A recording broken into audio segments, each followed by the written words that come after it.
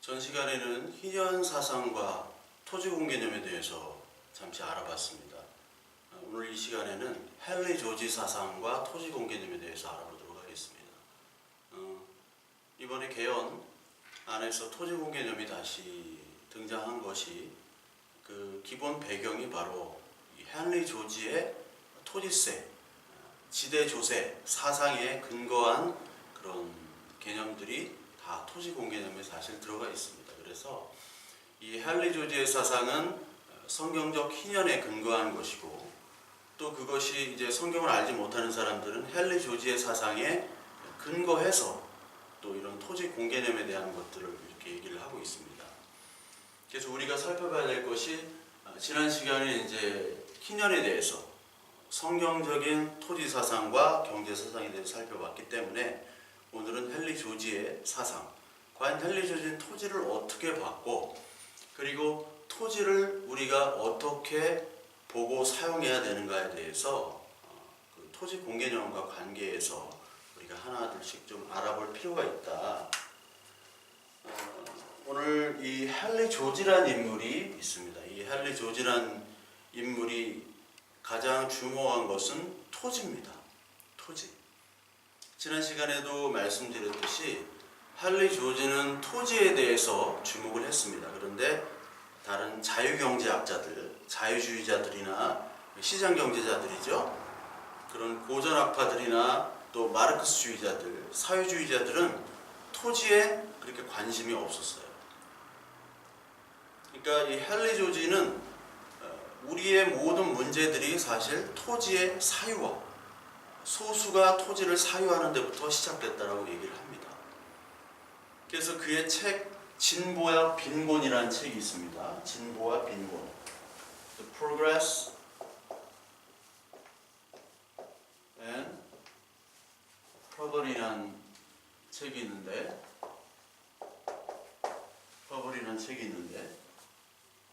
이 진보와 빈곤에서 왜 진보가 있고 왜 빈곤이 있는가? 진보라는 것은 두 가지 의미를 얘기를 합니다. 이 헨리 조지는 첫 번째, 지금의 산업, 과학의 진보, 발전을 얘기합니다.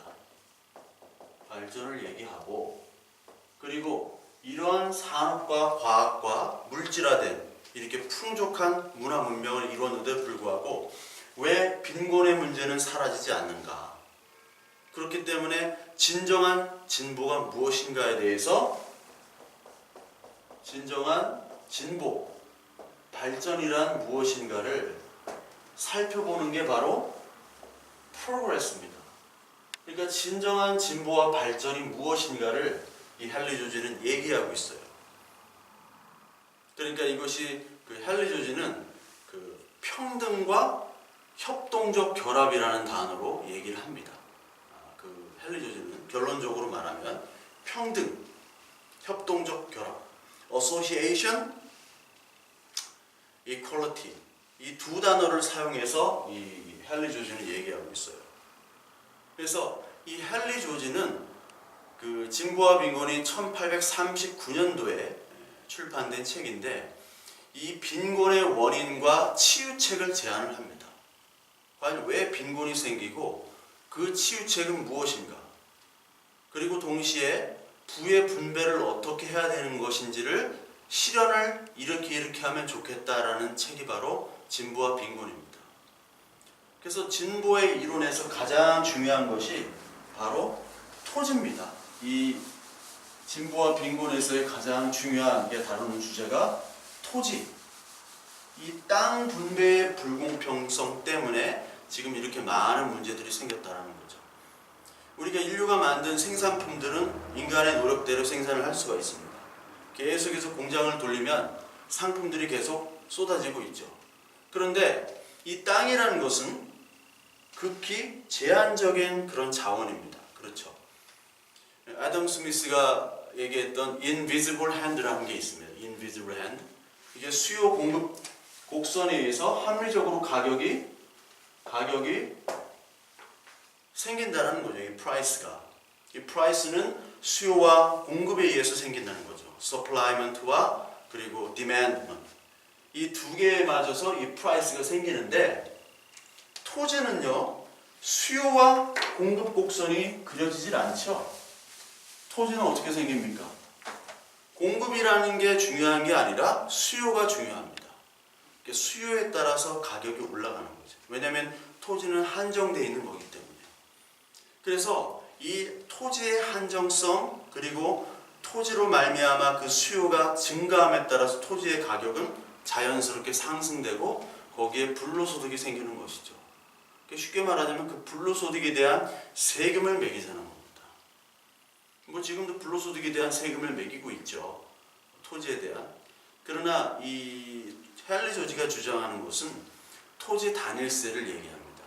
나중에 그 두 번째 강의를 할 때 설명을 계속 해드리겠지만, 토지 단일세라는 것은 토지에 대한 불로소득의 세금으로 말미암아 다른 세금들을 다 없애고 토지에 대한 세금으로 다른 세금을 충당한다는 거죠. 우리가 어떤 물건을 살 때 세금들을 내고요, 예금할 때도 이자에 대고도 세금을 물죠. 그리고 우리가 생산품에도 사실 세금을 묻니다. 그렇잖아요. 모든 게 세금하고 연결되어 있습니다. 특히 기름을 넣을 때, 주유할 때 우리나라는 반이 세금입니다. 너무나 좀 비합리적인 거일 수도 있어요. 그 세금을 그렇게 많이 낸다는 것. 담배를 사는 것도, 술을 사는 것도, 음식을 사는 것도, 여기에 다 종목마다 다 세금이 들어있습니다. 그래서 세금과의 문제, 이것들이 굉장히 그 세수의 확보와 어떻게 세금을 가지고 공평하게 분배하느냐, 이거에 따라서 어떻게 그 나라의 그 복지와 그리고 경제 발전과 이것들이 굉장히 밀접하게 연관이 되어 있는데, 이 헨리 조지는 토지에 대한 세금만 잘 물어도 이런 세금들이 필요 없다라는 거죠. 우리가 예금을 많이 했는데 거기에 이자도 붙지만 세금도 붙잖아요. 우리가 일한 만큼 했는데 소득세를 또 냅니다. 우리가 어떠한 것들을 생산을 했는데 거기에 또 세금을 붙어요. 기름 같은 경우는 반이 세금입니다. 50% 이상이 세금입니다.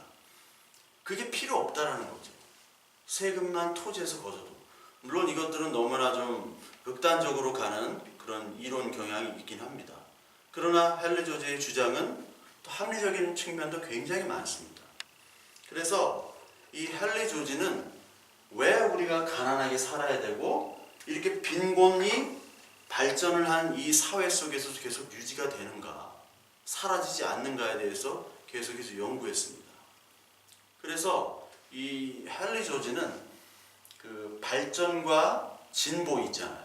이것들은 부가 소수에 집중되는 한 이 발전과 진보는 오래가지 못한다라고 얘기를 합니다. 왜 오래가지 못하느냐? 악과 궁핍의 원인이 바로 죄, 부자들의 탐욕, 그리고 정부의 잘못된 정책들, 그리고 정의가 사라진 법률, 그리고 파괴적인 전쟁 때문에 이런 진보나 발전임에도 불구하고 빈곤이 항상 존재한다는 겁니다. 그래서 그 빈곤의 주범으로 뭐를 얘기하냐면 토지 사유를 얘기했습니다. 토지 사유. 토지가 토지 사유화.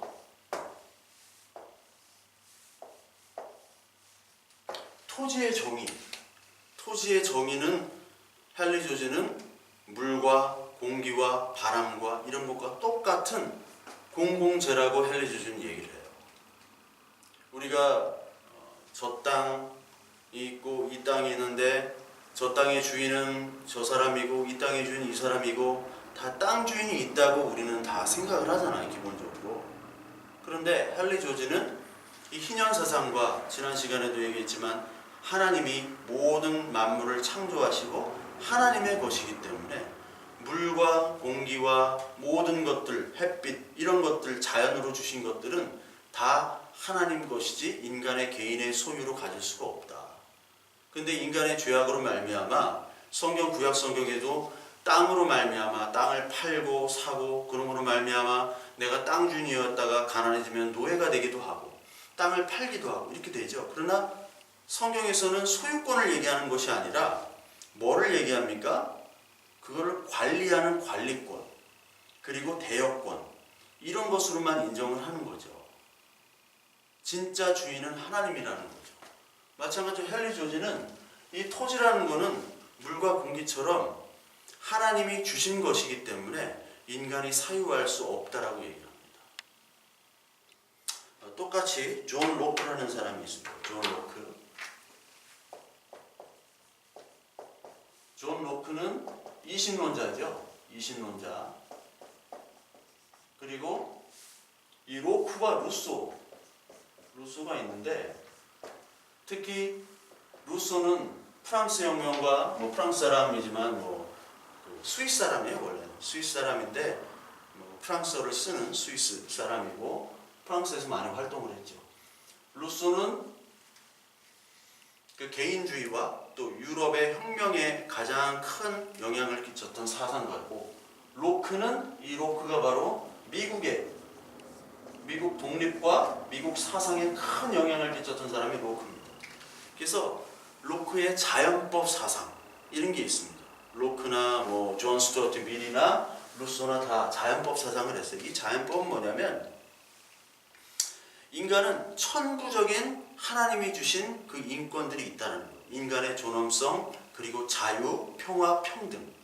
그렇기 때문에 이 토지나 물이나 공기나 이런 것들은 하나님이 주신 거잖아요. 인간의 자기 보존과 생존을 위해서 하나님께서 주신 것이 바로 토지, 물, 공기 그런 거라는 거죠. 그렇기 때문에 이 토지, 공기, 물 이런 것들을 사유화할 수가 없다는 거예요. 이 존 로크는 자유주의 사상가입니다. 자유주의는 뭡니까? 자유주의는 시장경제를 얘기하는 거예요. 시장경제. 쉽게 말하자면 진보다 보수다라고 나누는 게 이 자유 때문에 그럽니다. 이 개헌 때 진짜인지 아닌지 모르겠는데 우리나라는 자유민주주의 공화국이다라는 거에서 자유를 뺀다, 안 뺀다. 그거 가지고 문제가 많잖아요. 자유가 없으면요 민주주의 공화국이라고 하면은 북한도 사실 조선인민민주주의 공화국이잖아요. 예, 그건 맞는 말입니다. 그러니까 자유가 없어지면은 그 북한처럼 될 수도 있고요. 그건 헌법상 어떤 의미로 그렇게 될 수가 있는 겁니다. 저도 물론 이 자유가 반드시 들어가야 된다고 생각을 합니다. 그런데 이 자유라는 것은 시장 경제면서 동시에 반드시 나오는 것이 불평등이에요. 불평등입니다. 그래서 극단적 자유주의자들이 있죠. 그러니까 18세기, 19세기 극단적 자유주의자들은 국가가 경제에 개입하는 것을 전적으로 차단하는 야경국가를 선호했잖아요. 야경국가. 이 극단적 자유주의자들은 진보와 발전에는 반드시 불평등이 있을 수밖에 없다라고 얘기를 합니다. 그래서 평등 정책과 자유는 양립할 수 없다라고 얘기를 해요. 양립 불가다. 평등을 얘기하면 자유는 희생이 돼야 된다는 거죠. 그래서 이런 토지제도가 이것이 자유, 개인 사적인 소유냐 아니면 공공의 재산이냐를 놓고 지금 싸우는 거예요. 지금도 이게 헌법 개정안을 놓고 볼 때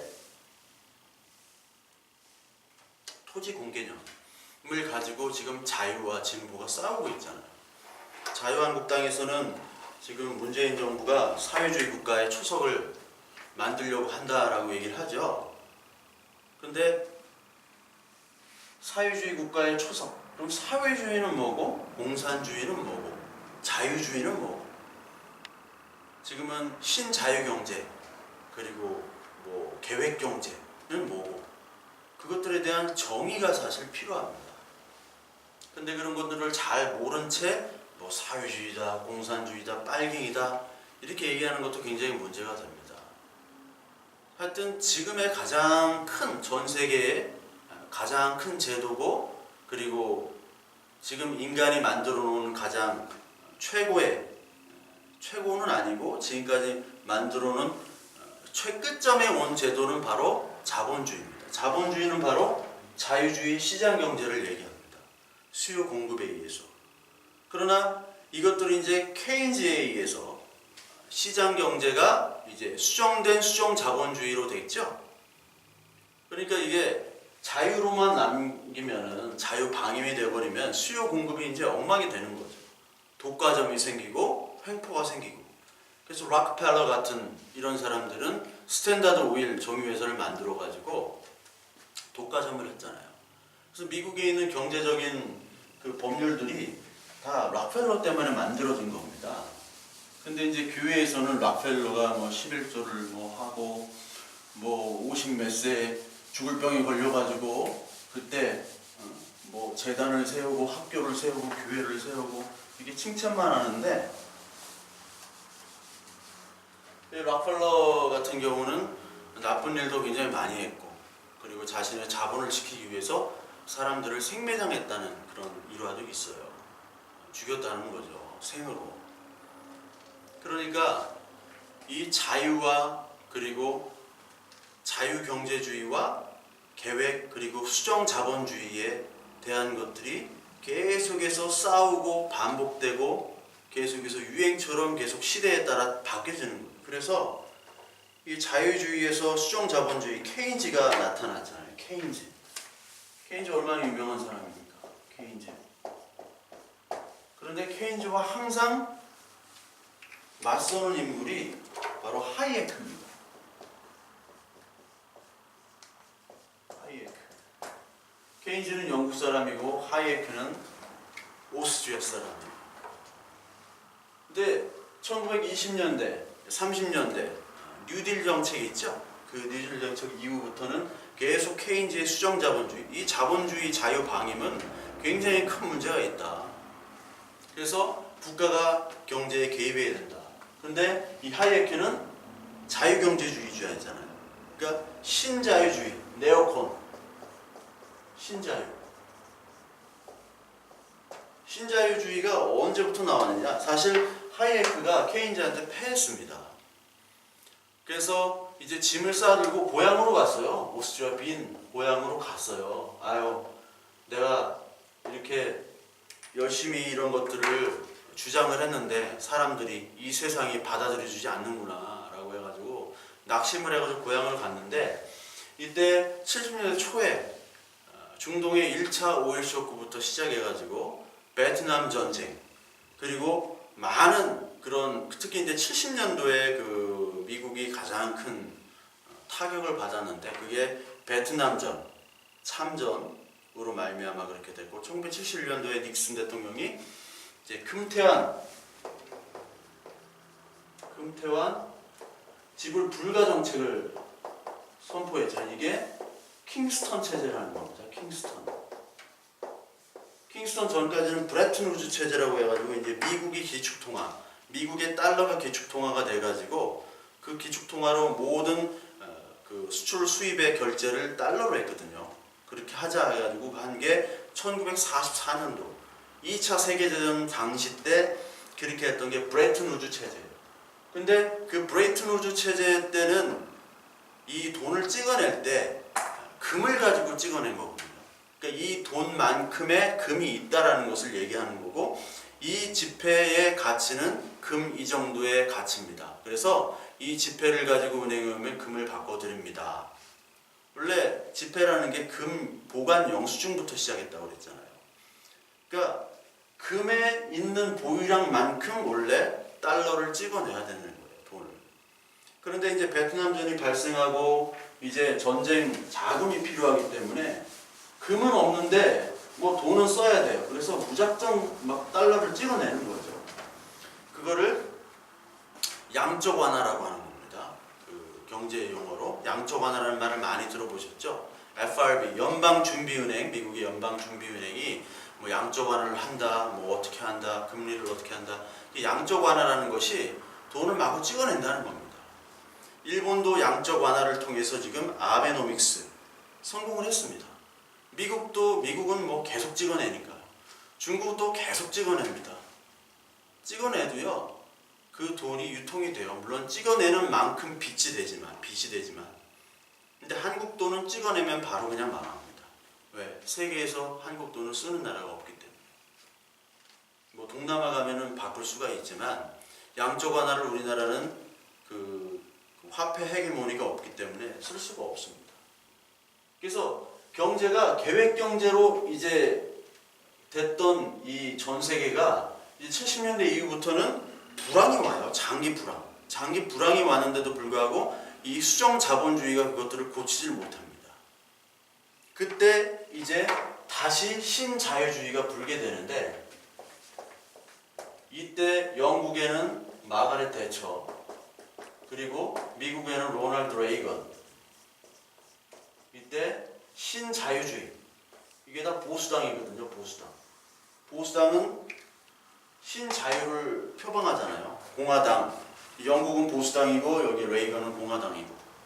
그래서 이때 신자유를 선포를 합니다. 신자유주의. 그때부터 막 해고를 하는 거예요. 영국에서도 해고를 하고요. 미국에서 다 잘라버리는 거예요. 수요 공급 곡선, 시장 경제 체제, 네 기업 마음대로 해라. 그때부터 조금 어떻게 보면 살아났거든요. 이 마가렛 대처 때 이 영국의 많은 노동자들이 해고가 당합니다. 그 영화 빌리 엘리엇이라는 영화, 그 발레하는 영화 있죠. 거기 보면은 막 탄광 거기서 일하잖아요. 아버지가 거기 데모하고 막 그러는 게 바로 이 신자유주의 때문에 이제 탄광이 문을 닫게 되고 정부에서 이제 보조를 안 해주고 기업이 막 문 닫을 때입니다. 그때 배경을 이렇게 얘기를 한 거예요. 그때 사실 이제 IMF 그 구제금융을 받았던 때가 바로 영국의 80년대 초반입니다. 그때 구제금융에서 많은 구제를 해준 나라가 바로 어떤 나라냐? 영국이 해준 나라가 일본입니다. 일본이 돈을 많이 대줬어요. 80년대 초반에 영국에. 그때 일본은 잘 나갈 때 아닙니다. 1985년 이후부터는 이제 플라자 합의 이후로부터는 그 원화가 이제 평가 절상이 되면서 이제 수출에 타격을 입었죠. 그 전까지는 일본이 80년대 중반까지만 해도 뭐 80년대 후반까지도 잘 나갔죠. 그때까지만 해도 이제 일본이 다 이제 전 세계를 먹는구나 라는 얘기까지 했었죠. 하여튼 이 케인즈와 하이에크, 그러니까 계획 경제냐 아니면은 신자유주의 경제냐를 놓고 계속해서 싸웠던 역사입니다. 그래서 요 싸우는 역사 속에서도 뭐는 빠졌느냐? 토지의 문제는 그렇게 중요시 여기지 않았어요. 토지. 마르크스도 자본에 대해서만 얘기했지 토지에 대해서 큰 얘기를 안 했습니다. 자본을 공유화하고 생산 수단을 공유화하지 토지를 공유화하진 않았어요. 근데 이제 토지를 이제 몰수를 해가지고 공유를 한 그 주의가 공산주의죠. 공산주의. 헨리 조지는 공산주의가 아닙니다. 그대로 토지에 대한 소유권을 인정하고 토지가 매매, 상속, 증여 다 된다는 거예요. 거래를 활발하게 하라는 거죠. 단 거기에 대한 불로소득에 대한 세금을 매긴다는 겁니다. 거의 뭐 100% 가깝게. 그러나 이걸 현실로 적용한다면 그렇게 되면 안 되겠죠. 당연히 안 됩니다. 그거는 이제 세율을 높이는 쪽으로 이 토지 공개념을 해가지고 그리고 다른 세금들, 생산성, 물건을 막 생산해서 열심히 했는데도 세금을 물리는 거는 불합리한 측면이 있기 때문에 그 세금을 완전히 깎거나 없애고 불합리한 세금들을 없애고 이 불로소득에 대한 세금을 높여서 세금 세원을 충당하자는 그런 개념이 바로 토지 공개념이고 헨리 조지의 사상입니다. 이건 희년으로부터 나왔어요. 그래서 토지가 계속해서 그 공급보다는 수요가 더 높기 때문에 이제 인구가 밀집하고 도시화가 되고 함으로부터 토지가 올라가지 않습니다. 그래서 땅만 사놓으면 일단은 부자가 되는 거예요. 특히 한국이란 나라. 한국은 건설업도 OECD 그 국가 중에 가장 최고의 비율이지만 그 국가 부동산 그 주택 정책이 어떤 주민들의 거주나 복지 이런 것보다도 국가 주도의 정치 목적에 의해서 많이 쓰였습니다. 그래서 어떤 것들을 국가 정책에 의해서 개발을 하고 그 개발은 정부가 누가 들어갑니까? 그 공무원이나 재벌들한테 정부가 들어가죠. 그러니까 그런 공무원이나 재벌들 그리고 귀족이라고 하면 좀 그렇지만 자본가들에 의해서 그 토지가 사유화되고 그것들이 엄청난 그 폭리를 취하게 되는 게 한국의 그 역사였어요. 근대화 역사. 60년대부터 80년, 90년대까지. 어떤 단지가 개발된다. 거기 땅 사두고 땅 부자 되는 거죠. 그러니까 아무리 노력을 해도 그 대다수는 노동력만 가졌기 때문에 생산수단이나 토지를 가지고 있지 않기 때문에 그냥 몸뚱아리가 재산인 겁니다. 그러니까 노동력만 가지고 나머지 그 소수인데 소수들은 생산수단과 토지를 가졌기 때문에 그냥 계속 부자가 될 수밖에 없는 거예요. 그렇게 되다 보면 계속 투기가 생기고 부의 불공평적인 분배가 생기고 그러므로 말미암아 사회 비용이 증가되죠. 그 불평등을 해소하고 계층 간의 갈등을 해소하려면 그 비용이 생기잖아요. 거기다가 환경 문제까지 들어갑니다. 환경 문제. 그러니까 자본주의화가 되고 산업화가 되고 그러면 환경이 파괴가 될 수밖에 없죠. 그래서 특히 한국은 개발이라는 것이 성장이라는 개념으로 잘못되어 있어요. 개발, 성장. 그래서 야 저쪽이 개발된다. 그럼 야 저쪽 도시 괜찮아지는구나. 그렇게 돼버렸습니다. 근데 서양은 이런 과정들을 어떻게 그 단기간에 걸친 것이 아니라 완만하게 걸쳤기 때문에 개발이라는 것이 성장을 곧 의미하지 않습니다. 성장을 의미하지 않아요. 우리나라 아파트 단지밖에 없습니다. 근데 우리나라 관광 어디 구경할 데가 있나요? 구경할 데가 없습니다. 서울이 가장 관광 도시니까 서울과 부산 왜 갑니까? 볼 게 없습니다. 쇼핑하러 가는 겁니다. 쇼핑, 화장품 뭐 그런 거, 옷 그런 쇼핑하러 가는 겁니다. 서울과 부산 한국의 특징이 없어요. 그 서울시에 100년 이상 된 건물이 거의 없습니다. 왜? 개발이라는 명목으로 다 부시는 거죠. 그게 성장을 했다고 하지만 이게 성장이 아닙니다. 이런 잘못된 개념을 가지고 있어요. 근데 지금은 이게 바뀌겠죠. 지금은 바뀌었죠. 야 개발한다더라. 개발해서 다 아파트, 콘크리트, 시멘트밖에 없어요. 편하긴 해요. 그런데 메마르죠. 삶의 질이 올라가면서부터 아 이게 성장이 아니구나. 성장이라는 건 여기에 양과 질이 같이 플러스가 돼야 되는 거죠. 성장이라는 것은. 뭐 교회도 마찬가지입니다. 다 마찬가지예요. 양만 추구했어요. 지금 뭐 양만 추구하기도 바빴죠. 우리나라가. 근데 지금은 그 격차가 너무 벌어져서 질적으로 추구해야 되는데 질적으로 추구하기가 너무 힘들어졌어요. 왜? 빈부격차가 너무 심한 나라가 되어버렸기 때문에. 그래서 이 헨리 조지의 사상은 쉽게 말하자면 정반합으로 얘기를 할 수가 있습니다. 정반합은 이제 헤겔의 사상인 거는 너무나 잘 아시죠. 정은 뭐냐? 정은 바로 시장경제죠. 시장경제. 정은 시장경제. 시장. 자유주의입니다. 반은 뭡니까? 반은 뭐냐면 사회, 공산주의입니다. 사회주의와 공산주의는 좀 다릅니다. 처음에 시장 자유부터 시작했죠. 근데 여기에 문제가 생겼습니다. 자본주의가 확대되고 산업혁명이 되고 과학혁명이 되자 많은 인간들이 소외가 되는 거죠. 그러니까 생산수단, 땅과 자본과 그리고 어떠한 그 공장 이런 것들을 가진 대자본가들과 노동자들이 차이가 나는 거죠. 노동자들이 열심히 일하면 우리가 잘 살 거라고 생각했는데 열심히 일할수록 더 가난해지는 거예요. 자본가들은 가만히 있음에도 불구하고 수십 배, 수백 배, 수천 배의 돈을 계속 버는 겁니다. 그런 문제가 생겼어요. 그러므로 말미암아 이 대다수의 노동력만 가진 사람들은 이제 삶의 질이 떨어지고 소외가 되는 거죠. 그러므로 말미암아 부와 가난이 대물림이 되는 겁니다. 가난한 사람은 계속 가난하고요. 부한 사람은 계속 부자인 거예요. 스타트 라인이 달라지는 거예요. 그러니까 건물을 가지고 있는 사람과 건물이 없이 포장마차에서 시작하는 사람과는 스타트 라인이 달라지거든요. 그것이 문제가 생긴 거죠. 이 시장 자유경제. 그래서 그거를 타파하고자 사회공산주의가 생긴 겁니다. 사회공산주의. 공산주의의 개념은 성경의 개념에 창조, 타락, 구속과 같습니다. 늘 제가 많이 말씀드렸듯이 창조, 원시 공산주의. 처음에는 하나님이 창조하셨을 때는 다 같이 못 살았잖아요. 아니, 다 같이 공평하게 살았잖아요.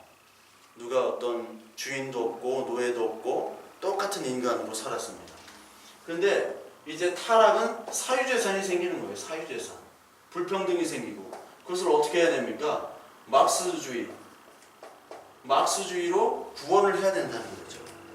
그러니까 마이크로스주의는 예수 그리스도의 창조, 타락, 구속, 이 기독교적 세계관과 똑같기 때문에 단지 여기다 대입을 한 거죠. 그렇기 때문에 기독교적 세계관과 부딪힐 수밖에 없습니다. 왜냐하면 이게 물질주의에 의한 폭력에 의한 계급혁명이기 때문에. 예수 그리스도는 그런 계급혁명이 아니잖아요. 하나님의 말씀으로 인한 우리의 구원이잖아요. 그러니까 여기 이것과 이것이 이제 맞서는 거죠. 그래서 여기에는 효율성이 있습니다. 이 자본주의의 효율성. 내가 열심히 일한 만큼 내가 갖는 거죠. 효율성은 있어요. 근데 여기는 뭐가 부족합니까? 평등하지는 않죠. 평등하지는 않습니다. 능력이 있는 사람과 능력이 없는 사람이 있는데 적자 생존의 원칙이 적용이 되는 겁니다. 다윈주의가. 여기는 평등을 합니다. 그렇죠? 평등. 특히 여기는 결과주의적인 평등을 얘기해요. 결과까지 평등해야 된다. 얘가 잘하든 얘가 못하든 잘하는 놈과 못하는 사람 다 똑같이 결과도 똑같이 100이면 100을 먹고 200이면 200을 먹어야 된다는 거예요. 평등. 평등은 한데 뭐가 떨어집니까? 효율, 창의, 자유가 없다는 거예요. 자율성이 없는 거예요. 여기는 자유가 있지만 효율성이 있고 평등성이 없지만. 그래서 이 모든 모순을 뭐가 해야 되냐? 합의해야 되는 거죠. 합. 자기가 합이다라는 거예요. 자기가 합. 이게 뭐냐? 바로 헨리 조지의 사상이다 라고 헨리 조지는 얘기를 하고 있습니다. 그러니까 정반합의 관계죠. 정반합의 관계. 그래서 이 진정한 하나님의 주신 이 토지, 하나님이 주신 이 토지라는 공공재를 사유화하는 것은 큰 죄악이며 그것으로 파생되는 그 모든 문제들은 굉장히 큰 다른 문제들을 낳게 된다는 겁니다. 그래서 정반합을 가지고 이 헨리 조지는 이야기를 했습니다. 그래서 헨리 조직의 경제 사상의 핵심이 뭐냐? 경제 사상의 핵심을 좀 보겠습니다. 경제 사상의 핵심은 첫 번째로 경제 법칙과 도덕 법칙. 도덕 법칙은 하나로 봤어요. 하나다. 경제와 도덕은 하나다. 경제는 경제 쪽의 파트만 가지고 있었지 도덕과는 관계가 없다라고 얘기했던 게 바로 자유주의자들이었어요. 시장경제주의, 만능주의자들. 그러니까 수요 공급에 의해서 합리적인 선택을 한다, 소비자들이. 그런데 도덕적인 문제가 생겼죠. 그래서 경제와 도덕, 성경에 나와 있는 경제와 도덕, 우리의 신앙 안에는 도덕이 함께 들어가고 그 안에는 경제 문제가 늘 들어가는 겁니다. 우리의 신앙생활이라는 것은 생활을 해야 되기 때문에 생활할 때 가장 중요한 건 사실 돈 문제예요. 우리가 기도하는 많은 것들의 대부분은 돈이 있으면 다 해결이 되는 겁니다. 그렇죠? 자본주의 시대 때는. 그건 누구도 부정할 수가 없습니다. 그런데 거기에 도덕이 빠지면 안 된다는 거죠. 하나다. 그래서 지금은 과학과 도덕을 얘기하고요. 이게 과학의 어떤 개발이 윤리적이냐 비윤리적이냐. 법률도 도덕이 들어가야 되고 경제, 모든 측면이 다 도덕과 함께 들어가야 됩니다. 이거를 누가 얘기해야 되냐? 바로 종교가 얘기해야 되는 거예요. 종교가.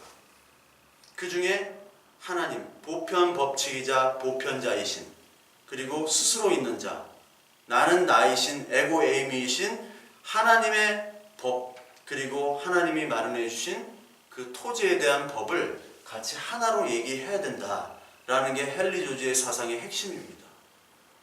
그리고 두 번째, 토지 독점뿐만 아니라 그냥 독점, 그리고 토지 사유화. 토지 사유화가 바로 모든 경제적의 불의와 부도덕이라고 얘기합니다. 부도덕. 독점과 토지 사유화는 바로 일반 자본주의에 나올 수밖에 없는 거죠. 이것이 경제적인 불의뿐만 아니라 부도덕하고 반성경적이라고 이 헨리 조지는 얘기를 하고 있습니다. 그리고 경제적인 불의가 존재하면요, 경제적 불의가 존재하는 한 뭐가 안 된다고요? 진보 발전이 없다는 거예요. 진보 없다라는 거예요. 진보도 없고 발전도 없고, 그리고 도덕 파괴라는 거죠. 파괴. 그러니까 돈과 도덕과, 물질과 도덕과 정신과는 함께 가는 겁니다. 그리고 여기 경제적인 문제까지 주기적 불황. 이 헨리 조지는 얘기를 했습니다. 주기적으로 불황이 있을 수밖에 없다. 특히 이 IMF와 서프라임 모기지 때 부동산 버블로 말미암아 태국, 인도네시아, 한국, 일본은 굉장히 큰 피해를 봤습니다. 그런데 이 토지가 공공재의 성격을 띄어서, 그리고 공공재로 계속해서 얘기를 했던, 그리고 정책을 피고 그것들이 정착이 됐던 싱가포르나 대만은 IMF 버블이 없었어요. 주기적인 불황이 오는 문제가 바로 토지의 문제다라고 얘기를 해요. 이거 굉장히 맞는 분석입니다. 이게 뭐 100% 맞는다는 건 아닌데 맞는 분석이에요. 주기적인 불황이 반드시 부동산 버블로 인해서 오게 됩니다. 그래서 특히 일본 같은 나라 역시 이 부동산 버블로 잃어버린 20년이라고 얘기했잖아요. 우리나라의 경제 패턴과 그리고 우리의 인구 구조는 일본을 정확하게 따라갑니다. 그러니까 10년 후, 20년 후의 모습이 바로 한국이에요. 정확히 지금까지 일치했어요. 인구 구조 패턴도 그렇고요, 산업 사회화도 그렇고, 그리고 특히 부동산 버블, 경제 위기, 주기적 불황. 근데 지금 일본은 그걸 탈출을 했습니다. 탈출을 했어요. 우리나라도 탈출을 해야 되는데 그 탈출의 하나가 저는 바로 토지 공개념과 이런 어떤 조세제도의 형평성에 맞는 그런 조세제도가 이제 개정되는 것, 그런 것들로 이제 시작이 되어야 된다고 생각을 합니다. 그러니까 많은 분들도 또 그렇게 생각하고 있어요. 그리고 헨리 조지의 경제사상 가장 핵심적인 게 랜드 밸류 텍스입니다. 랜드 밸류 텍스. 랜드 밸류 텍스. 이게 지대 조세제. 지대 조세제. 지대 조세. 그러니까 땅의 가치를 매겨가지고 거기다가 세금을 붙이는 거죠. 가치가 올라가면 그만큼 세금을 많이 매긴다는 거예요. 그러니까 우리나라는 이런 세금 제도가 굉장히 좀 부족합니다. 외국에 비해서. 그리고 어떤 거래나 매매 이런 것들에 대한 세금을 많이 붙이는데 이런 불로소득에 대한 세금은 우리나라가 너무너무 약해요. 그래서 요거를 가지고 이제 헨리 조지의 경제 사상이 이렇게 확립이 되는 거죠. 요 개념을 가지고. 그래서 헨리 조지는 마르크스주의는 자본의 사유화를 했거든요. 마르크스는 자본의 사유화. 마르크스는 자본을 사유화를 얘기했고, 헨리 조지는 토지의 사유화의 문제를 얘기했어요. 토지 사유화. 그래서 마르크스는 자본을 사회화를 해야 되고, 이 헨리 조지는 토지를 사회화를 해야 된다고 그랬어요.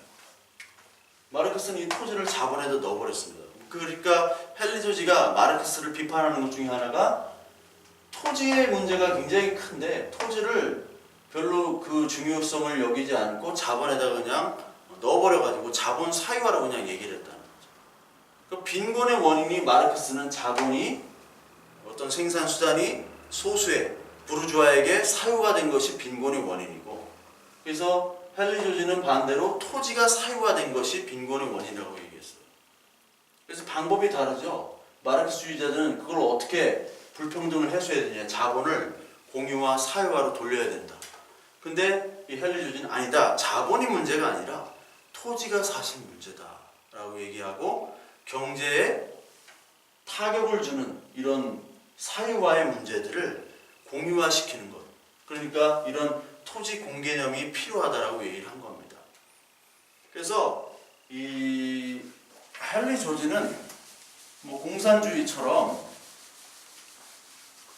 자본이나 어떤 토지를 몰수하는 방법을 거부했습니다. 공산주의처럼. 그래서 자유주의, 시장경제주의는 토지와 자본이 사유화되잖아요. 사유화입니다. 사유화. 영속적으로 사유화되는 거예요. 이게 시장경제입니다. 시장경제. 시장경제, 자유주의.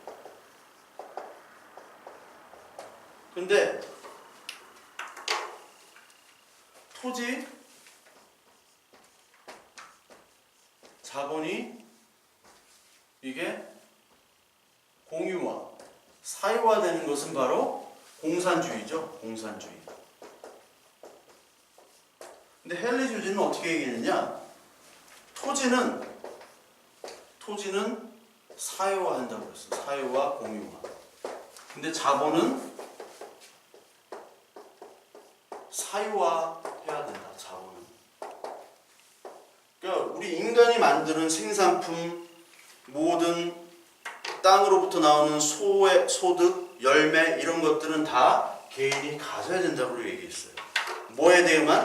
하나님이 주신 이 토지는 불변한 공기와 물, 햇빛과 같은 공유제이기 때문에 이것을 사유화한다는 것은 비성경적이고, 그리고 동시에 이것들로 말미암아 많은 문제들이 생기게 된다는 거죠. 경제의 비효율성과 빈익빈 부익부, 거기다가 경제 문제, 사회 문제, 그리고 환경 문제까지 많이 생긴다는 거죠. 그래서 이게 핵심입니다. 이게 토지는 사유화, 공유화하고 자본은 사유화한다. 이것이 헨리 조지의 그 진보와 빈곤에서 나오는 토지세, 그리고 토지가치세, 지대조세제의 그 근거가 되는 사상들입니다.